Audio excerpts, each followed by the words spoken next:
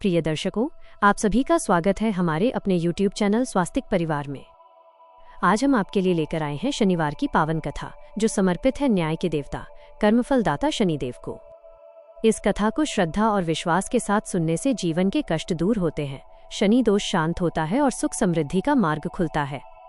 तो आइए पूरे मन और भक्ति भाव के साथ सुनते हैं शनिवार की संपूर्ण व्रत कथा और पाएं शनिदेव की असीम कृपा। वीडियो को पूरा जरूर देखें, लाइक करें और चैनल को सब्सक्राइब करना न भूलें, ताकि आपको हर दिन मिलती रहे ऐसी ही पावन कथाएं। जय शनिदेव। पुराणों के अनुसार शनिदेव का एक नाम कृष्ण भी है। यह नाम स्वयं श्री कृष्ण भगवान ने शनिदेव को दिया था। आज के दिन जो भी मनुष्य इस व्रत को करता है या कथा का श्रवण करता है, तो उन भक्तों पर शनिदेव के साथ साथ हनुमान जी की कृपा भी प्राप्त होती है। क्योंकि शनि दोष से परेशान मनुष्य इस दिन हनुमान जी की कथा को सुनने तथा भजन कीर्तन करने से उनकी सभी प्रकार के ग्रह और 7.5 ढैया समाप्त हो जाती है, और साथ ही शनिदेव की कृपा से भक्तों को रोगों से मुक्ति मिलती है। तो प्रिय भक्तजनों, आइए श्रवण करते हैं दुख दरिद्र को दूर करने वाली शनिदेव की बड़ी ही दुर्लभ कथा। इसी गांव में एक बहुत ही विद्वान ब्राह्मण रहा करता था। एक दिन रात्रि में उसने सपने में देखा कि एक नीला वस्त्र पहने हुए बहुत ही दिव्य पुरुष उसे कह रहा है कि हे ब्राह्मण देवता, मैं तुझे लगूंगा। अब देखिए, ये सपना उस ब्राह्मण को रोज दिखाई देता। इससे वो परेशान हो गया और दुबला पतला होने लगा। उसका स्वास्थ्य बहुत ही गिरने लगा।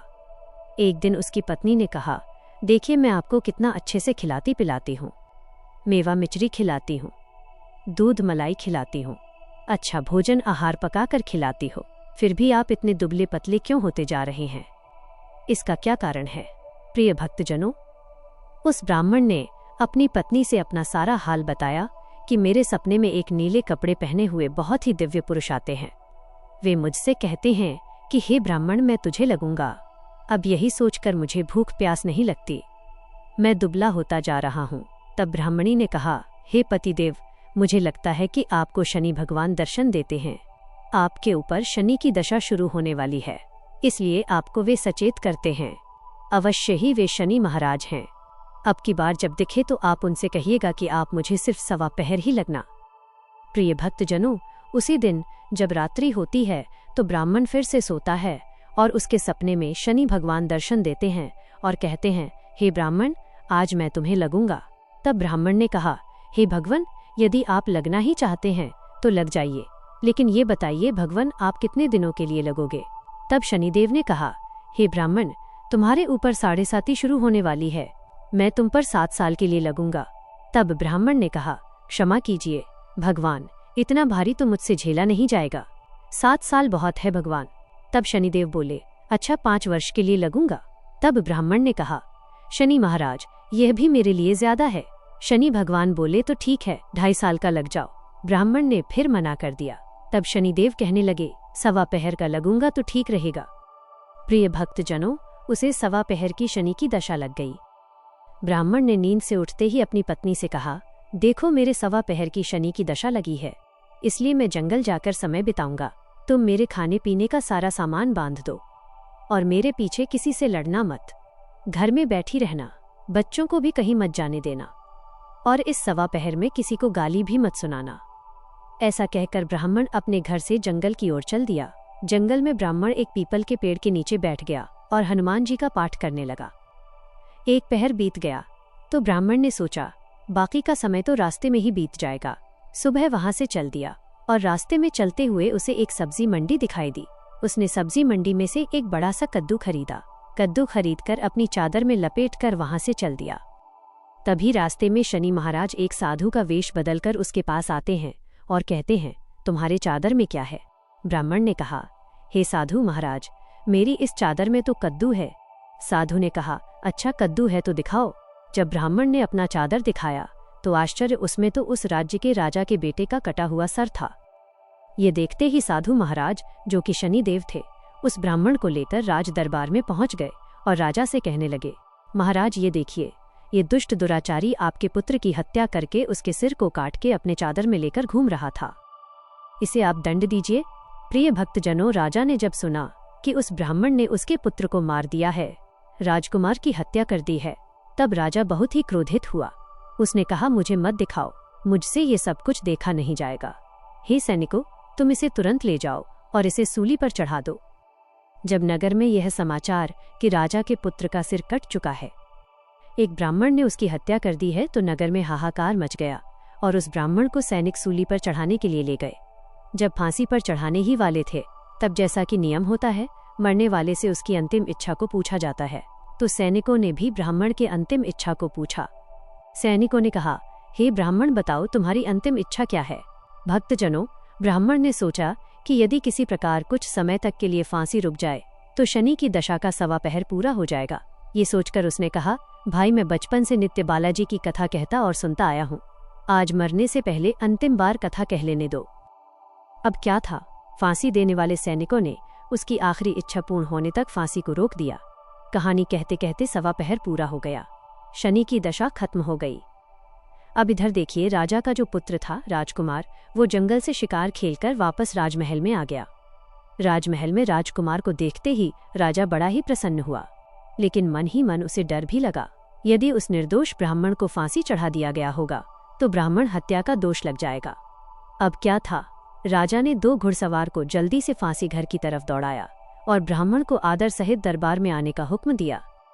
ब्राह्मण राज दरबार में उपस्थित हुआ तो राजा ने क्षमा याचना मांगते हुए कहा कि आपके बगल में जो चादर है उसे खोल कर दिखाओ। राजा की आज्ञा के अनुसार ब्राह्मण ने चादर खोली तो उसमें कद्दू था।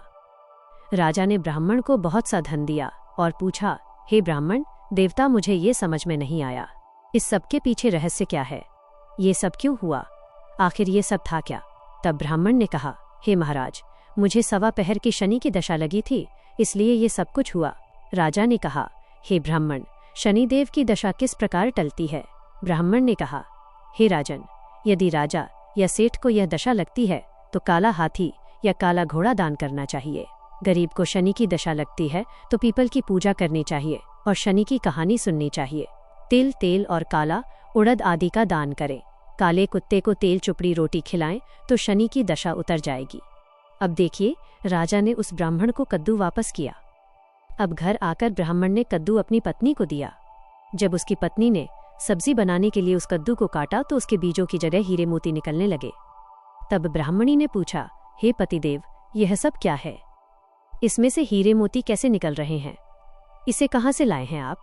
तब ब्राह्मण ने कहा, हे प्रिय, जब शनि की दशा लगी थी तो ये कद्दू कुंवर का सिर बन गया था, और जब दशा उतरी है तो शनि महाराज ने कैसे निहाल कर दिया, हमें मालामाल कर दिया। हे शनि देवता, जैसे ब्राह्मण को शनि की दशा लगी वैसे किसी को भी शनि की दशा न लगे। जैसे ब्राह्मण को धन दौलत मिला वैसे सबको धन दौलत मिले, तथा कहानी कहते सुनते हुंकार भरते सबको मिले। बोलिए श्री शनिदेव की जय। ओम नमः शिवाय। प्रिय भक्तजनों, आइए अब सुनते हैं भगवान शनिदेव की दूसरी कथा। ये कथा सुनने से भक्तों को मनोवांछित फल की प्राप्ति होती है। नर्मदा नदी के किनारे एक गांव में बहुत ही बड़े साहूकार का परिवार निवास करता था।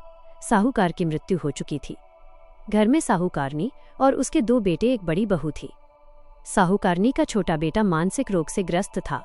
उसकी मानसिक स्थिति ठीक नहीं थी। साहूकारनी की बड़ी बहू तारा को विवाह के कई वर्ष बीत गए थे, पर अभी तक उसे संतान नहीं हुई थी।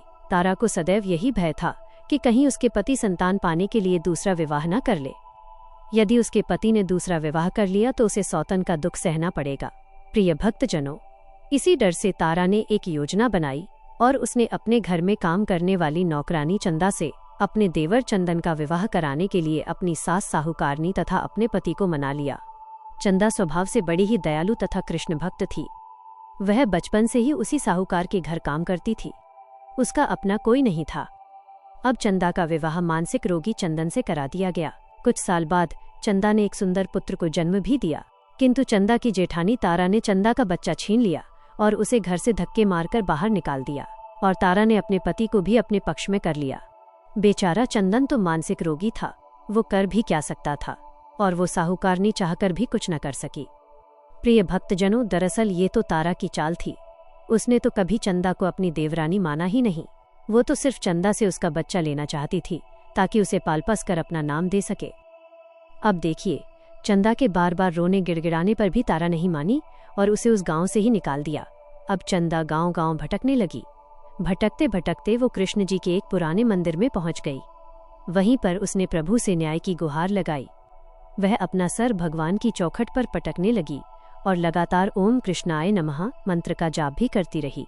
प्रिय भक्तजनों, उस स्त्री की करुण पुकार न्याय के देवता शनिदेव ने सुनी तथा भगवान श्री कृष्ण के आदेश से तुरंत चंदा के पास उपस्थित हो गए और साधारण मनुष्य का रूप धारण करके उसे अपने आप को कष्ट न पहुंचाने के लिए कहा और कहा, हे बहन, तुम भगवान श्री कृष्ण पर विश्वास रखो और ओम श्री कृष्णाय नमः मंत्र का जाप प्राप्त करती रहो। तुम्हारा अवश्य ही कल्याण होगा। तुम्हारे जो भी दुख हैं सब भगवान श्री कृष्ण हर लेंगे और शनिदेव की कृपा से तुम्हारा मंगल होगा। यह सुनकर चंदा भगवान श्री कृष्ण की आराधना में लग जाती है और शनिदेव का ध्यान करते हुए ओम कृष्णाय नमः मंत्र का जाप करने लगी। अब शनिदेव एक साधु का वेश बदलकर साहूकार के घर पहुंच गए और अलख निरंजन का अलग जगाने लगे। तब घर से बाहर साहूकारनी निकली और उसने भिक्षा देकर उन्हें प्रणाम किया। तब साधु रूपी शनिदेव ने कहा, हे देवी, मैंने सुना है आपके घर में कोई मानसिक रोगी है। मैंने 7 सालों से हिमालय के जंगलों में भटकते हुए बहुत ही दुर्लभ जड़ी बूटी इकट्ठी की है जो हर प्रकार के रोगों को समाप्त कर देती है। यदि आप कहे तो मैं आपके घर के मरीज को ठीक कर सकता हूँ। प्रिय भक्तजनों, उस साहूकारणी ने कहा, हे महात्मा, अहो भाग्य जो आप यहाँ पधारे। हाँ महाराज जी, मेरा छोटा बेटा जो कि दिमागी रूप से बीमार है, आप उसे चाहेंगे मैं वो आपको दूंगी। आइए घर के अंदर आइए। साहूकारनी ने अपने बेटे चंदन को साधु महाराज को दिखाया, जो अब चंदा के चले जाने से बहुत ही दुखी था। साधु महाराज ने अपने कमंडल से जल निकालकर उसे अभिमंत्रित करके चंदन को पीने के लिए दिया।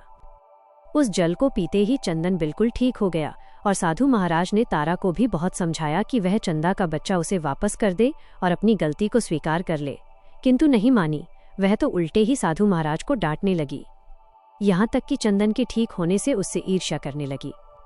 इस बात से रुष्ट होकर भगवान शनिदेव की दशा तारा को लग गई और वो मानसिक रोगी हो गई। उसका एक हाथ लकवा से ग्रस्त हो गया। साधु महात्मा के बताए अनुसार चंदन अपनी पत्नी चंदा को घर ले आया और अपनी पत्नी, बच्चे और माँ के साथ हंसी खुशी जीवन व्यतीत करने लगा।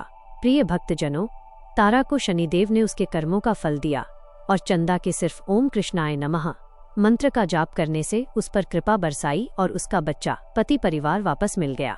उसका पति भी स्वस्थ हो गया। जय शनिदेव, जय जय शनिदेव, ओम नमः शिवाय। प्रिय भक्तजनों, 7.5 क्या होती है? इससे लोग क्यों डरते हैं? यह सही है कि 7.5 के समय व्यक्ति को कठिनाइयों और परेशानियों का सामना करना पड़ता है, किंतु इससे डरने और घबराने की कोई बात नहीं। इसमें कठिनाई और मुश्किल हालात जरूर आते हैं, परंतु इस समय व्यक्ति को कामयाबी भी मिलती है। बहुत से व्यक्ति 7.5 के प्रभाव से सफलता की ऊंचाइयों पर पहुंच जाते हैं। 7.5 व्यक्ति को कर्मशील बनाता है और उसे कर्म की ओर ले जाता है। अभिमानी, हठी और कठोर व्यक्तित्व वाले व्यक्ति से ये काफी मेहनत करवाता है। 7.5 के 3 चरण होते हैं। 7.5 का पहला चरण नजदीकी रिश्तेदारों और जातक को प्रभावित करता है। 7.5 का दूसरा चरण व्यापार और गृहस्थी को प्रभावित करता है। 7.5 का तीसरा चरण परिवार और स्वास्थ्य को प्रभावित करता है। भगवान शनिदेव न्याय के देवता हैं। यह कभी भी किसी को ऐसे ही दंड नहीं देते। यदि दंड देते हैं तो उसे उसके साथ बहुत ही बड़ी शिक्षा भी देते हैं।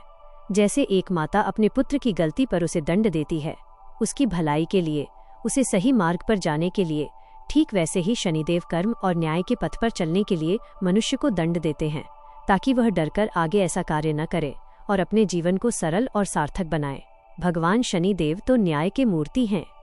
इनकी पूजा और भक्ति करके व्यक्ति धन ऐश्वर्य से संपन्न हो जाता है और सफलता की नई ऊंचाइयों को छूता है, जीवन में तरक्की करता है, घर में सुख समृद्धि वैभव का आगमन होता है और व्यक्ति का जीवन बड़ा ही सुखमय हो जाता है। शनिदेव भगवान को प्रसन्न करने के लिए शनिवार के दिन पीपल के पेड़ के नीचे शाम को दिया अवश्य जलाएं और कुत्ते को तेल से चुपड़ी रोटी खिलाएं। शनिवार को जल में तिल डालकर पीपल को चढ़ाएं। इससे शनिदेव अत्यंत प्रसन्न होते हैं और ओम कृष्णाय नमः महामंत्र का जाप भी करें। ओम गंग गणपतिय नमः। अब सुनिए हनुमान जी की कथा। पौराणिक कथा के अनुसार बहुत समय पहले की बात है। एक साहूकारनी थी। उसका बेटा और बहू थे। पति की मृत्यु युवावस्था में ही हो गई थी और इस तरह उस साहूकारनी का रोज का नियम था। वह हनुमान जी के मंदिर में जाती और साथ में हलवा पूरी और चूरमा बनाकर ले जाती और हनुमान जी से कहती, कांधे सोटो लाल लंगोटो, हनुमान जी खायो चूरमे और रोटी, मैंने तुम्हें दिया जवानी में, तुम मुझे देना बुढ़ापे में। अब क्या था, पूजा करने के बाद वह साहूकारनी अपने घर आई तो उसकी बहू बोली, सासू जी तुम चूरमा रोटी लेकर कहाँ जाती हो रोज? वह साहूकारनी बोली, मैं बालाजी के मंदिर में जाती हूँ। वो बोली, मंदिर में तो नहीं जाती हैं आप, हमें तो लगता है आप अपने खाने के लिए रोज चूरमा और हलवा बनाती हैं और चोरी चुपके जाकर कहीं खा लेती है। प्रिय भक्तजनों, सास अपनी बहू की बातें सुनती है तो भी कुछ नहीं बोलती और उसका मन बड़ा ही दुखी होता है। उसे ये दुख होता है कि वो भगवान की भक्ति करती है और उसकी बहू उसे चटोरी कह रही है। अब क्या था, दुख के मारे वो जाकर अपने कमरे में सो जाती है। सोते सोते 5 दिन हो गए। हनुमान जी सपने में आए और बोले, हे साहूकारनी, तूने तो जवानी में दिया है, मैं तुझे बुढ़ापे में देता हूँ। साहूकारनी बोली, हे हनुमान जी, आज तो आप मुझे खाने के लिए दे देंगे, लेकिन रोज कौन देगा? हनुमान जी बोले, हे साहूकारनी, मैं तुम्हें रोज दूंगा। अब क्या था, हनुमान जी की महिमा देखिए। उन्होंने साहूकारनी के लिए चूरमा रोटी हलवा पूरी दिया। साहूकारनी चुपचाप चूरमा रोटी खा लेती है। इसी प्रकार 5-6 दिन बीतते हैं और धीरे धीरे बहू के घर में से अचानक अनाज इत्यादि खत्म होने लगते हैं। उसके पास कुछ नहीं रहता, सब चीज में घाटा पड़ गया। बहू ने सोचा, सास को 7 दिन हो गए हैं, मैंने तो उन्हें खाने को कुछ दिया भी नहीं, देखूं तो कैसी है। अब देखिए, बहू अपनी सास के कमरे में जाकर देखती है तो उसने क्या देखा कि उसकी सास तो अच्छी भली मोटी ताजी है। बहू बोली, सासू जी, मैंने तुम्हें खाने को भी नहीं दिया और तुम क्या खाती हो, इतनी स्वस्थ और मोटी ताजी हो। सास बोली, मुझे तो हनुमान जी मीठी मीठी हलवा और रोटी दे जाते हैं, मैं वही खाती हूँ। अब क्या था, बहू सास के पैर में गिर गई। उसे पछतावा हुआ। वह बोली, हे सासू माँ, हम तो तुम्हारे भाग्य का खाते हैं, हमारे घर में तो कुछ भी नहीं रहा। मैंने आपको खाना नहीं दिया, मैंने आपकी भक्ति को झूठा समझा, आपको चटोरी समझा, इसलिए भगवान ने मुझे दंड दिया। 7 दिन के अंदर ही हमारे घर से अनाज धन इत्यादि समाप्त हो गया। हे सासू माँ, अब आप ही सब कुछ संभालो, मुझे आपकी भक्ति पर विश्वास हो गया। आपने हनुमान जी को भोग लगाया जवानी में और हनुमान जी ने आपको वही भोग बुढ़ापे में लौटाया है। आपका पेट भरा हनुमान जी की महिमा अपार है, कोटि कोटि प्रणाम है। प्रिय भक्तजनों, अब क्या था, उस सास ने खुशी खुशी घर की सारी जिम्मेदारी संभाल ली और सास यानी कि वो साहूकारनी हनुमान जी को रोज चूरमा रोटी हलवा पूरी खिलाया करती, हलवा पूरी चढ़ाया करती थी। फिर घर में बहुत बरकत हुई और खूब धन धान्य आने लगा। हे हनुमान जी महाराज, हे बालाजी महाराज, जैसे आपने उस साहूकारनी को दिया वैसा सबको देना, सबके घर में अन्न धन के भंडार भरे रखना, सबका भला और मंगल करना। इस कथा कहानी को कहने सुनने वाले तथा हुंकारा भरने वाले सभी को देना। बजरंगबली हनुमान जी की जय। ओम नमः शिवाय। प्रिय भक्तजनों, दूसरी कथा है मंगल देवता की कथा। एक नगर में एक वृद्धा रहती थी। उसका एक ही पुत्र था। उस वृद्धा की हनुमान जी पर बहुत गहरी आस्था थी। वो हर मंगलवार का व्रत रखती थी और हनुमान जी की पूजा आराधना करती थी। एक बार हनुमान जी ने अपनी भक्तिनी उस वृद्ध महिला की श्रद्धा का परीक्षण करने का विचार किया। हनुमान जी साधु का वेश धारण कर वृद्धा के घर गए और पुकारने लगे कि है कोई हनुमान भक्त जो हमारी इच्छा पूर्ण करे। तब आवाज उस वृद्धा के कान में पड़ी। पुकार सुनकर वृद्धा जल्दी से बाहर आई और साधु को प्रणाम कर बोली, आज्ञा महाराज, हनुमान वेशधारी। साधु बोले, मैं भूखा हूँ, भोजन करूंगा, तुम थोड़ी सी जमीन लीप दो। वृद्धा दुविधा में पड़ गई। अंततः हाथ जोड़कर बोली, महाराज, लीपने और मिट्टी खोदने के अतिरिक्त आप कोई दूसरी आज्ञा दें, मैं अवश्य पूर्ण करूंगी। साधु ने 3 बार प्रतिज्ञा कराने के बाद कहा, तू अपने बेटे को बुला, मैं उसकी पीठ पर आग जलाकर भोजन बनाऊंगा। यह सुनकर वृद्धा घबरा गई, परंतु वह प्रतिज्ञाबद्ध थी। उसने अपने पुत्र को बुलाकर साधु को सौंप दिया। साधु वेशधारी हनुमान जी ने वृद्धा के हाथों से ही उसके पुत्र को पेट के बल लेटाया और उसकी पीठ पर आग लगवा दी। आग जलाकर दुखी मन से वृद्धा अपने घर में चली गई।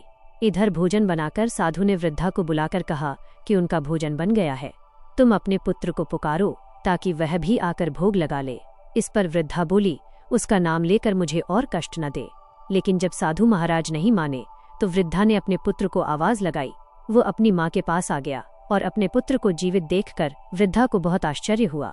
वह साधु के चरणों में गिर पड़ी। तब हनुमान जी अपने वास्तविक रूप में प्रकट हुए और वृद्धा को भक्ति का आशीर्वाद दिया तो प्रेम से बोले, शंकर भगवान की जय हो, बजरंगबली की जय हो। प्रिय भक्तजनों, अब सुनिए हनुमान जी की तीसरी कथा। पौराणिक कथा के अनुसार ऋषिनगर में केशव दत्त नामक एक ब्राह्मण अपनी पत्नी सावित्री के साथ रहते थे। केशव दत्त के घर में धन संपत्ति की कोई कमी नहीं थी।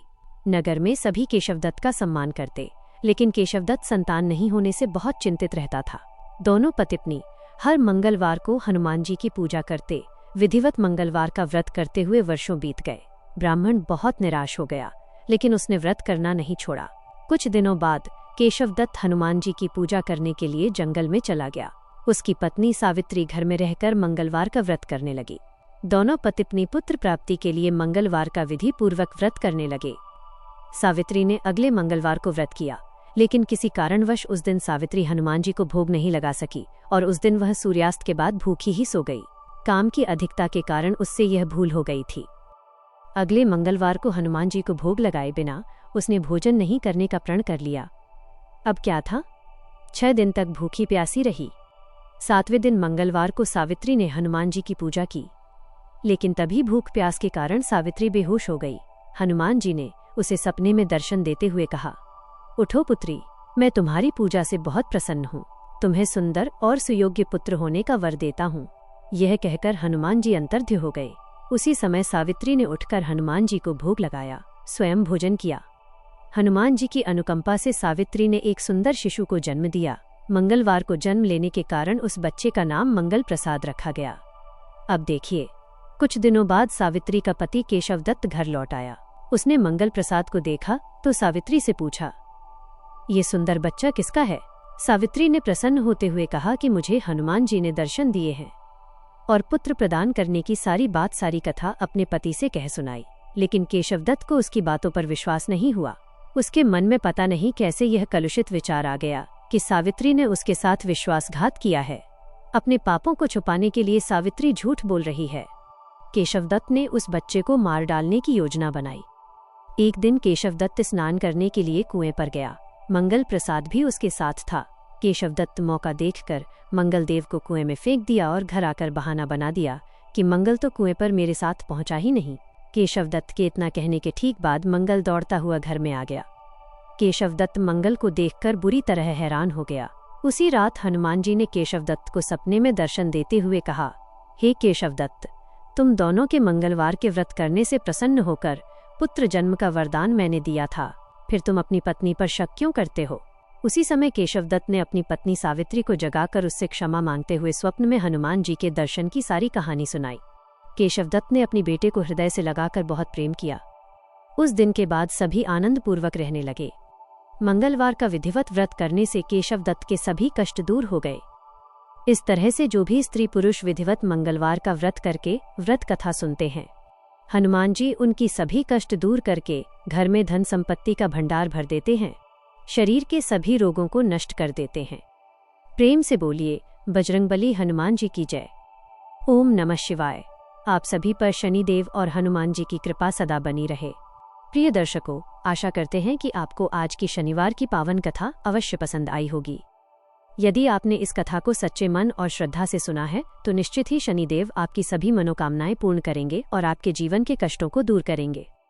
अगर आपको यह वीडियो अच्छा लगा हो तो इसे लाइक करें, अपने दोस्तों और परिवार के साथ शेयर करें और हमारे चैनल स्वास्तिक परिवार को सब्सक्राइब करना न भूलें। आपका एक छोटा सा सहयोग हमें और भी ऐसी धार्मिक और प्रेरणादायक कथाएं लाने के लिए प्रेरित करता है। फिर मिलेंगे अगली वीडियो में एक नई कथा के साथ। जय शनिदेव।